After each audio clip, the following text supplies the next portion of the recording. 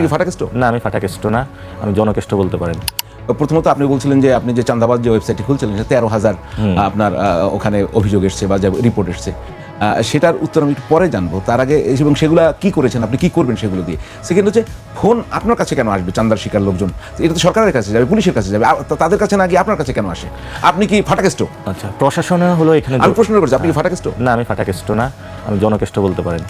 তো প্রবলেম হলো, ধরেন আমাকে তো 50,000 মানুষ ভোট দিয়েছে, তো ওইখানে মানুষগুলো তার যে প্রবলেমগুলোতে পড়ে সেখানে মানুষগুলো কিন্তু আমার কাছে আসার চেষ্টা করে এবং আমাদের প্রশাসনও এই ক্ষেত্রে জড়িত আছে। এখন দেখেন সীমান্তে বলে যে হত্যা হয়, তাহলে মাদকের এটা তো স্বরাষ্ট্রমন্ত্রী অ্যালাউ করতেছে, নাহলে মাদকটা ঢুকে কীভাবে? উনি যদি হলো পুরো সীমান্তের জায়গায় ক্লিন করে তাহলে তো মাদক ঢুকে না। এখন স্বরাষ্ট্রমন্ত্রী বলতেছে তাকে খতিয়ান দেখার জন্য, তো খতিয়ান দেখায় মানুষের যা টাকা দেওয়া হলো তার জীবনটা আছে, তার কি জীবন হারাবে?